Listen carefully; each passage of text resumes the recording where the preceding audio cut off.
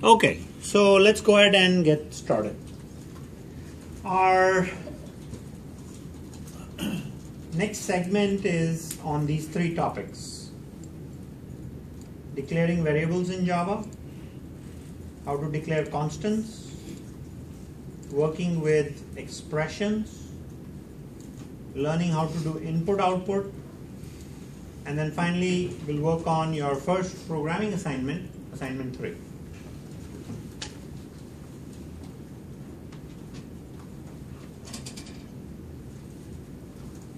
So, like with any programming language, you will write programs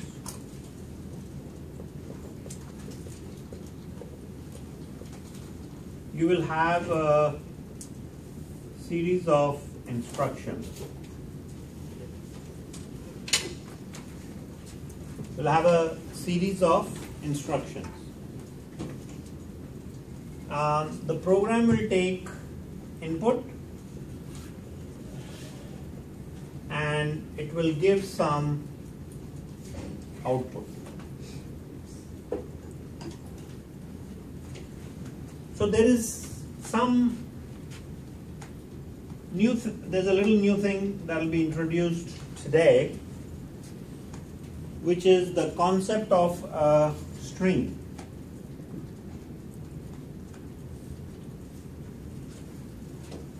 When we take input for a program, right, we are going to do it in using input string. Every programming language has that, whether you work with C, C++, Java, whichever, right? Input stream is like a little, well, a stream is a sequence of bytes.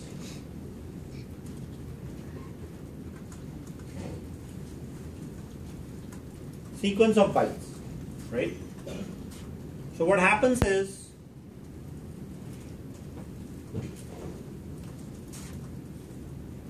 in Java it's called system.in. When you type something on your keyboard, right, and when you're running the program actively in Eclipse, system.in is connected to your program that you're executing. Similarly, if there are things that the program has to output to the screen, like we were saying we were using system.out.println, and we were printing hello world, right? That's output that's being thrown to system.out. So the instructions were pretty simple, right? We wrote a main method, you remember that? And we wrote the system.out.println. Those were the instructions that we wrote.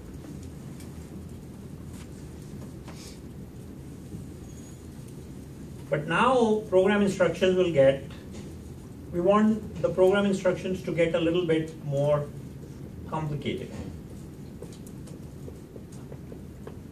So for assignment 3, my goal for you guys is the following. I would like you guys to be able to use variables. I'll talk in depth about that. So we will use system.in, right, meaning our keyboard, to enter values that will go into these variables. Variables are names given to a memory location. Name given to a memory location. Why do we want to do this? So we can reuse the memory. Just like I have a name, right? And it's easy to refer to this 200 pound of weight with a name, right? Variable. Similarly, memory location, not 200 pounds but few bytes, can have a name. So you can reuse it. So you can read the value or write the value to that memory location. Then once you read the values into variables, then I'd like you guys to learn about expressions. So you can do addition, subtraction, multiplication, etc. in your Java program, right? And then after that, you can show output using system.out. Okay? We are going to learn a lot about the mechanics of how a process or program instructions are set up, and we are going to write all the code in main for now. So it's going to be still simple, but we need to understand all the moving parts. And there are a lot of these technicalities, if you will, when you end up working with variables, expressions, input and output. Then you also have something called a constant. My typing is better than my writing. It's always readable. Typing, I mean. Constant. It's a value that does not change. It's similar to a variable. On the website, I've given you guys some very copious notes around everything I'm going to talk about. So I'm going to cover the important things in class that you need to know for programming.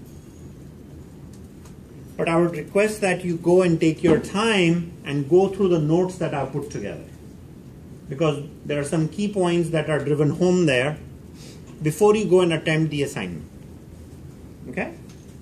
Video, of course, is always available for recap.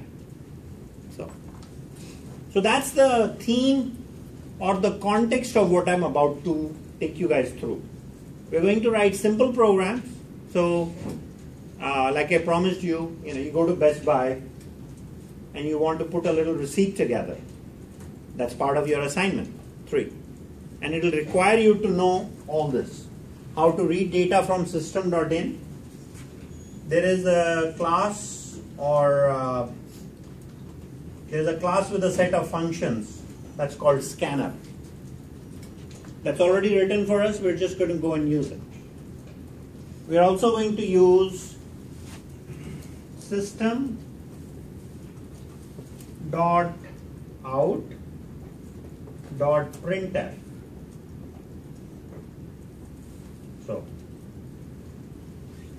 and my hope is that I can take you guys through this by end of day Monday. It will take us about 3 hours in class time to cover this completely and nicely. So you totally understand all the moving parts, and I cover that in class. Okay? If I can do it faster, we'll do it faster. Right? Everyone gets the context? Right? And it's also listed on the top right side. Those 4 things. Declaring variables, declaring constants, expressions, input and output, and then going over assignment 3 to deliver the details. So let's get started.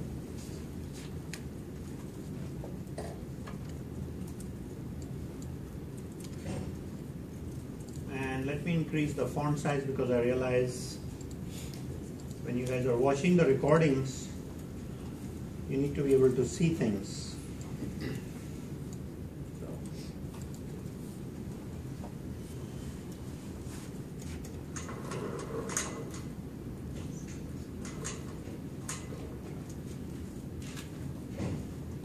Okay.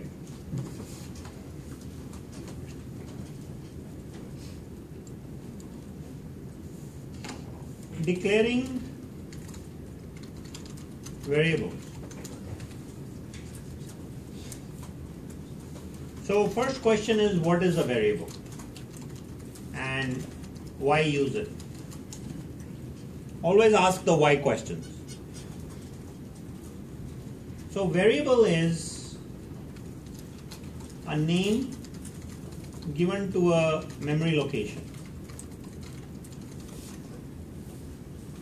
And this allows a memory location to be reused.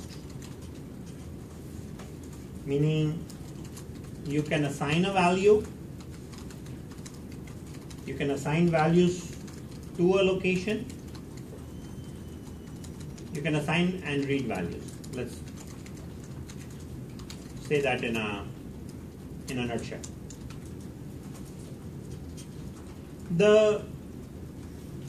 Where is the memory allocated for variables?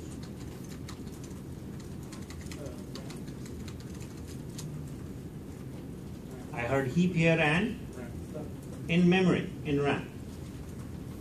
But now we need to get specific, right? And you all know about process,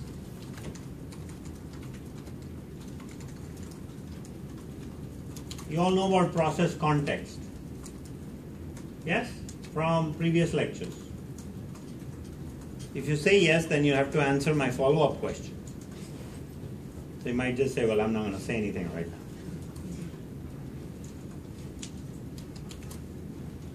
So process context is program counter, state of registers,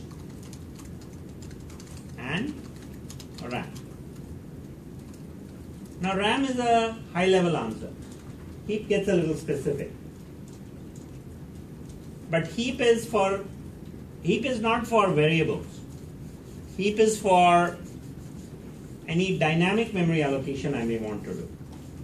Like the program is running and I need more memory while the program is running, I'll go get it from the heap. Now you might remember there were these 4 things I mentioned: CS, DS, stack, and heap. You guys remember what CS, DS stands for? CS is not computer science and D is not some other kind of silly science. What is CS and DS?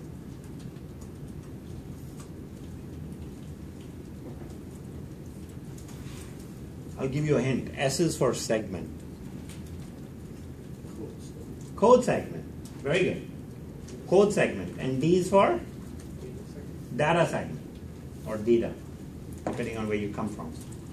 You might pronounce D, data, whatever. So what goes in the code segment? Code. What goes in the data segment? Data. What kind of data? Well, the variables you declare. Right?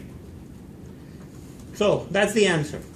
Exam question: where is memory, or where in memory are variables declared? And you say data segment. You should know this, the process context part. And if you have forgotten, today was a gentle reminder. And we'll repeat it a few more times until it becomes part of your permanent memory, which I know it will happen. Because I'll start asking you these questions on the test and then you'll say, if you don't answer it once, you'll remember. That's the way to remember. Okay, so the memory is allocated in the data segment. So we did a little bit of a review. Now, declaring variables.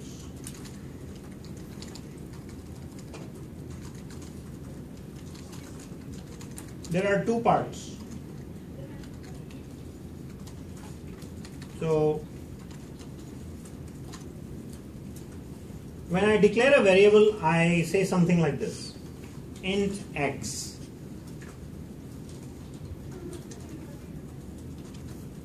Int is the data type. And data type basically controls amount of memory that is allocated for a variable. Data type is the type of data, of course, right? So we want to control the amount of memory that is used by a variable, because we don't want to waste memory.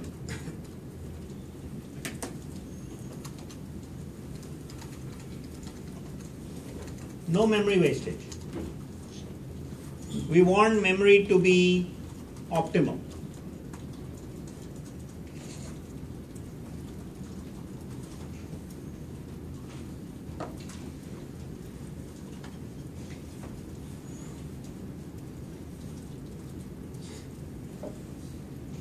And then we have the name of the variable, x.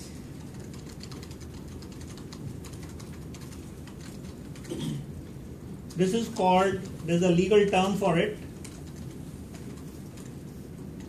It's called an identifier because it identifies the variable, right? You'll see things like identifier name in books, and that's just a fancy name for a variable name, that's all. Now there are a lot of rules for naming variables.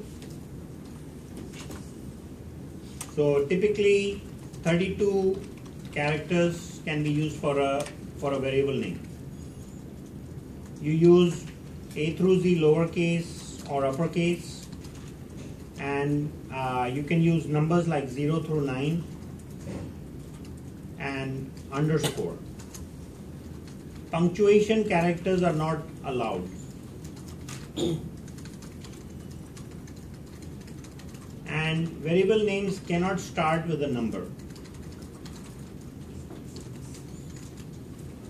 So if I try to give a variable name like 9 Bob, that is an illegal variable name. It won't, compiler will give you an error. So typically when you name variables, there's a convention. So if I want to declare a variable called quantity, I could say QTY for short. But Java world folks, right, they like things spelled out. Because it becomes evident what the variable is for. Makes your code more readable. But what is prohibited, right, or what is, I guess it's not prohibited, but you guys should avoid is variable names like this, where you just use one letter and it's unclear what it's for, right? So as long as you name the variable so the purpose of the variable is clear, I think that's a good idea. Then you're following coding conventions, you're making your code readable. If you come back and say, use XYZ, you'll get some feedback saying, hey, let's not do that, right? So now we have declared 3 integers here. Yes? Does the variable name have to start with an uppercase, or is that just proper form? Lowercase or uppercase is not mandatory. It's your call. But if you end up using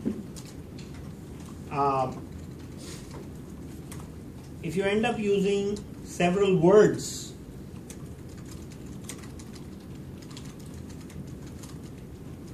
like for social security number, then you might do something like that, right?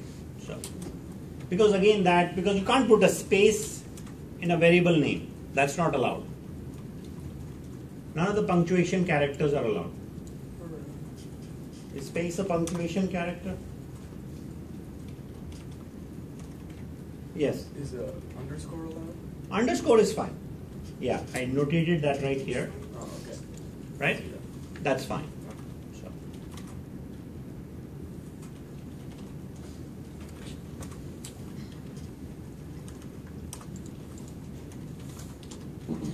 So you can declare 3 variables. It's also important even in Java to initialize all variables declared in main. And I'm saying this very clearly because there are some kind of variables that you don't have to initialize because the language takes care of it. But when you declare a variable inside the main function, it's going to have a problem. What kind of problem? There might be some other value. If a variable is not initialized, it can have some bad data in it that can cause bugs in your code. So what happens is, you declare a variable, you run the program, operating system is the one that is allocating the memory for the variable when the program is running. And it goes in and maybe allocates memory dynamically where some value already exists, right? So it's like when that memory is allocated, you want to go and do the cleanup by initializing.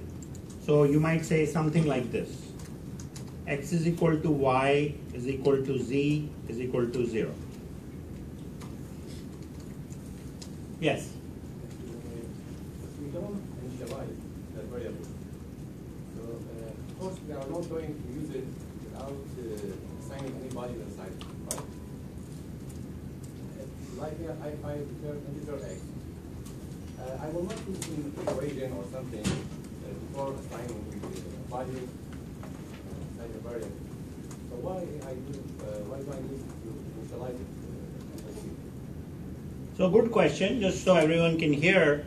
The gentleman is saying that I'm not going to carry out a computation without initializing the variable or assigning it a value. So why do I need to initialize variable? See, the thing in a smaller programs, when you have 10, 20, 50 lines, you can see what you're doing. When the programs become very large, inadvertently, you might carry out a computation without assigning a value to a variable. So that can happen sometimes. And so a good habit or practice that we form is declare a variable, immediately after that assign 0 or 0.0. So, and you initialize variables depending on the data type. So now we are going to look at all the different data types, and I have some good notes for you guys for all the data types that exist. So let's start with high level: float, int float or double, char, and boolean. So integer saves, you can save whole numbers up to 4 bytes in size. What happens if you accidentally initialize the int variable with 4.5 and you print it out? What Very nice question. Would it crash? No, you'll get a compiler error. Oh. If you try to initialize an integer with a floating point value, Java will give you compiler error. I don't think you can say that in C++. So C++ will just say, that's okay, it's a number, right? Java is a strongly typed language, which means it does not allow type mismatches in expressions. We're going to talk a lot about that later, but that's a very good question as we start off. So you can initialize whole number values that are 4 bytes. Floating point, 4 bytes, double 8 bytes.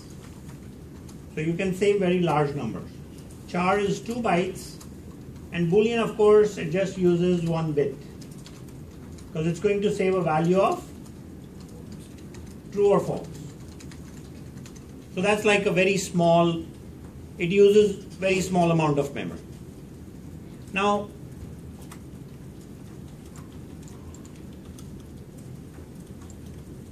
we are talking about ints, and I'm going to use your knowledge of base 2 to base 10 conversion. We did that for a reason, right?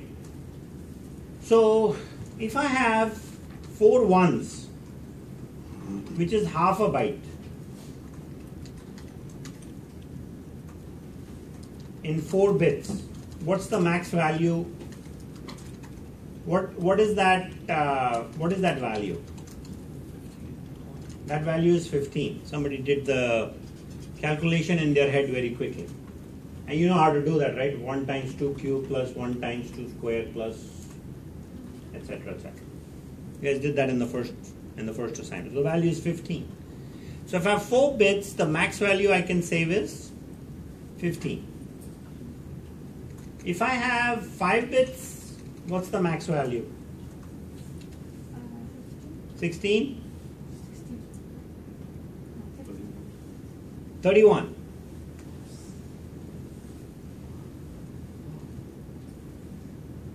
If I have 6 bits, what's the max value? 63. See, you guys are getting good at this. You know the pattern now. And 7? 127. And 8 bits? 255. 255.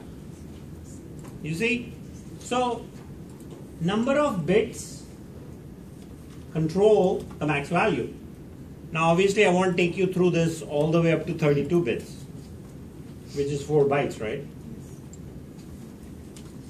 So the largest value, I think you get my point here, the largest value you can save in an integer is, I think it's 2 times 10 to the power of 9, which is still a pretty big value. I mean, it's definitely, my salary, for example, will never be that. But Bill Gates' salary will definitely be that, right? Or Warren Buffett. So I wanted to help you understand the size in bytes and what does that have to do with the value. Because you'll see in notes and also your textbook, for every variable type, there is a min value and a max value that you can say. So let me go back to 4 bits because that's a little bit easier. Now, if I'm using all 4 bits for a value, then the max value is 15. But if I take the leftmost bit and say that represents a negative value or a positive value, right? So 0 means it's a positive value, 1 means it's a negative value. Now, if I get rid of this bit, what is the maximum value that I can save?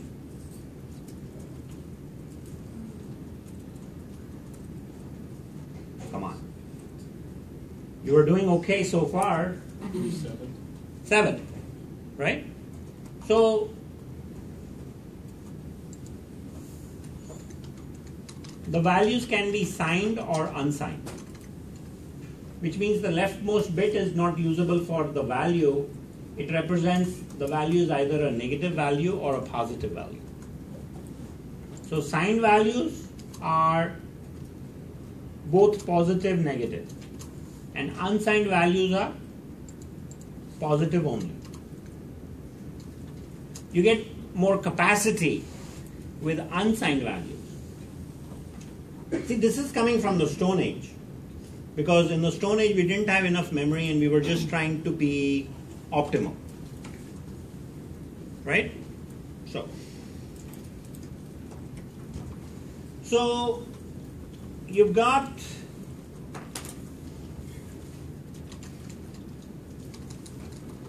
four types of integers, or 4 integer types here, depending on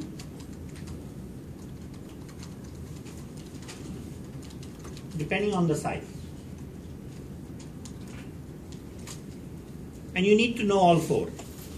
But you know, most of the times, like 99.9% of the times, you just use the int type. I've never focused on byte and short and long unless there is a good reason. Let me take you guys through the notes here. And can you guys see that? In the notes here, I have a little table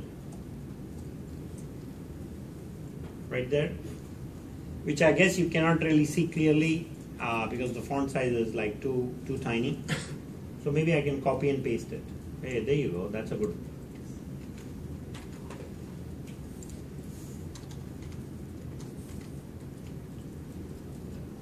So now check this out. If the type is byte, the maximum values that you can store. So the range of values gets pretty high here, right? And because I'm representing or talking about negative values as well, these are all signed values because both positive and negative. So there's a technical term for it. Those are called signed values. So these make good exam questions because, because this is an intro course, you need to know your terminology.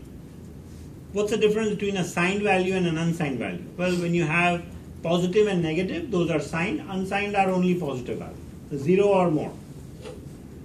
So, do you need to remember these ranges? Not really. As long as you kind of have an idea when to use a long versus an int.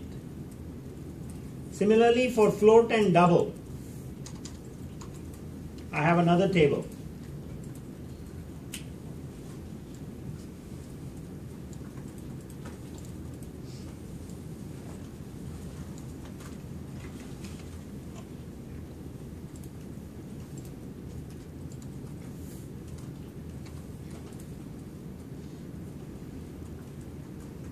A float value with single precision, you can save up to 6 to 7 digits in the precision part for the fraction.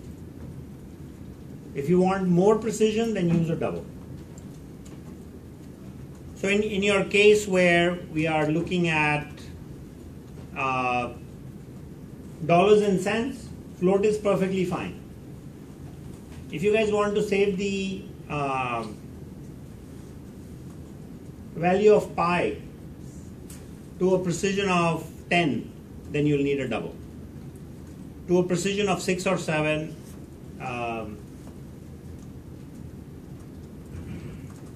float is fine. If you want to represent the size of an atom, a double would be better, right? Because your atoms are invisible. Size is very small. It's in like micro, even nano, right? The unit of measurement is it's on a very smaller scale. So, if you wanted to represent the Avogadro number, are you familiar with what an Avogadro number is? Now we are going into chemistry. What the heck is an Avogadro number? Please. It's the mole. It's the size of a mole. What is a mole? We're raising more questions than answers. So maybe we should drop it. Go ahead. It's like the unit they use to count how many atoms are. It's a unit to count how many atoms are in a given unit, which is the mole. And that number is 6.023 times 10 to the power of 23. Remember that 30 years later still. But that's the only thing I remember. I've forgotten the rest of my chemistry. This was in physical chemistry, right? Organic chemistry has other things. Of course. It's not a chemistry class. So. The data types. We have the char data type, which is used for saving a character. So I could say char x is equal to x. It's 2 bytes. So the fun of working with char data type in Java is what? That it supports all natural languages.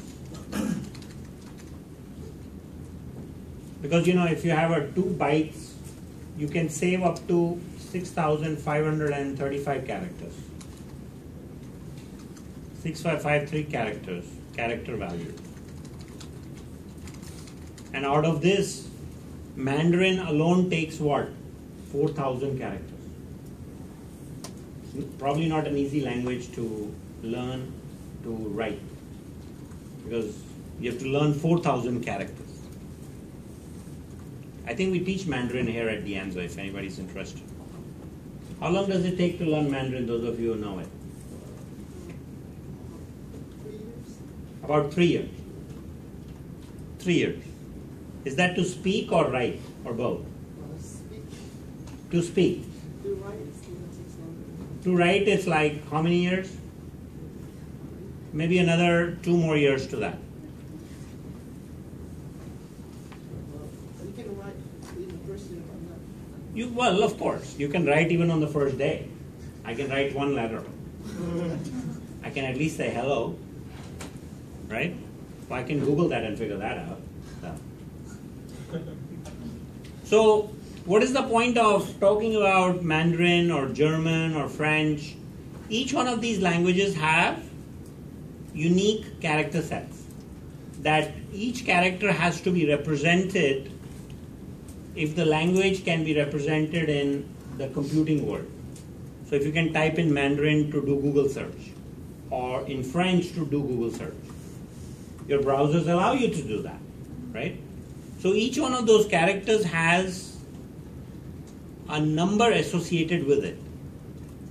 You see, as you learn about machine languages, everything in a program is a sequence of zeros and ones. So if I say the letter A or uppercase A, that has an integer value that represents that character, right? That's why we are saying there are 6,000 or 60,000, 65,000 some numbers that are used for representing these character sets. So Java supports all natural languages.